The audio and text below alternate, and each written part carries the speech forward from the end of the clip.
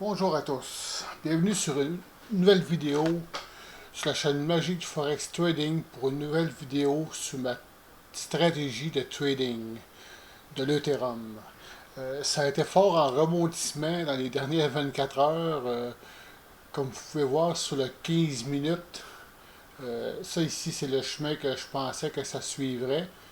Finalement, ça l'a monté plus haut que je pensais. Puis après ça, ça l'a redescendu. Puis finalement, il y a eu comme un mini crash jusqu'au niveau de 230 $. Disons que ça fait un petit peu peur. On est encore à profit, mais il ne faudrait pas que ça descendrait plus que ça. Si on va voir sous l'échelle de 1 heure, on voit ici,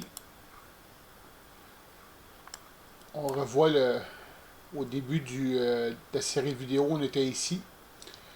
On voit qu'il est monté jusqu'au plus haut que j'avais dit dans la dernière vidéo, au niveau de 250 $, 252 précisément. Il est allé chercher à un moment donné des 256 $ pour redescendre dans la même heure. Et puis plus tard, il est remonté jusqu'au niveau des 253 $. Moi, je pensais qu'il irait rechercher ce niveau-là. Mais non, on a descendu jusqu'au niveau le plus bas, au niveau de 225 $. Moi, mon prix d'entrée est ici à la ligne bleue au prix des 209 $. Fait. À ce niveau-ci, j'étais dans un bon profit là, assez consistant. Rendu ici, ben là, c'est encore intéressant. Mais au moins, on ne perd pas de capital à ce niveau-là, puis probablement qu'il va aller rechercher là, le niveau où est-ce qu'il était, parce que si on voit ici sur les récits dans la zone de survente, ça annonce un changement de tendance. Les moyennes mobiles de 100 et 200 périodes sont encore très bien placés pour continuer à faire ce que je pensais. À ce niveau ici, si mon capital serait plus gros, ça serait peut-être bien intéressant d'acheter un montant de plus. Je pense que je vais attendre qu'il casse à la hausse la zone de survente pour pouvoir faire un achat.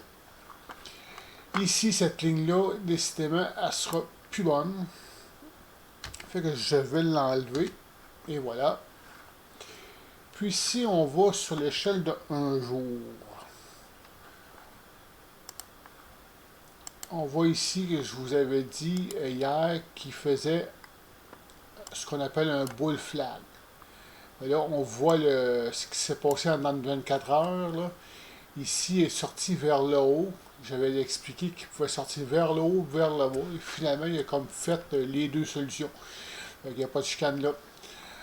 Il a monté jusqu'au niveau des 252 $, puis après ça, il a descendu ici, puis là, ben, il stabilise. Ça, c'est une chandelle de 1 jour. Là. Fait que dans le fond, là, aller jusqu'à minuit, cette nuit, il est monté là, puis là, ben, il est descendu ici aujourd'hui. Ça, c'est la chandelle d'aujourd'hui qu'on est en train de faire en ce moment.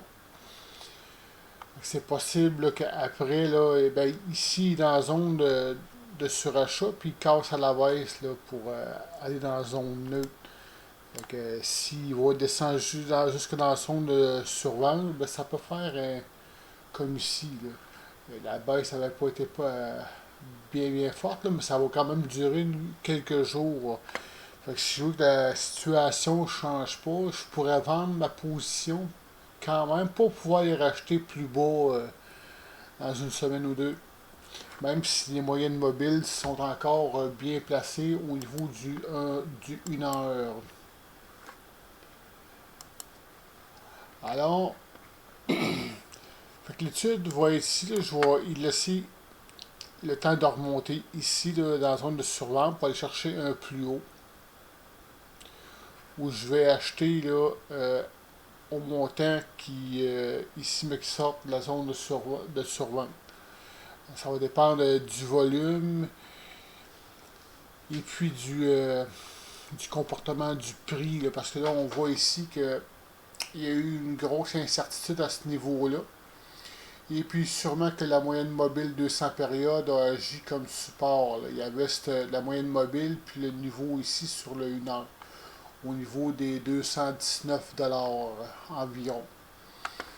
Et puis il y a eu cette résistance-là ici aussi au niveau des 228 $ qui a porté là, un support là, au prix. Fait qu'on voit que c'est quand même une zone assez solide pour. Il ne devrait pas descendre plus bas que ça là, pour le moment, avant une petite remontée. Alors, c'est à peu près ça qui s'est passé dans le 24 heures. Ce que je pense faire, là, c'est une chose qui est pas mal certaine, c'est qu'à très court terme, je pourrais maintenir ma position. Peut-être même racheter là, un certain montant.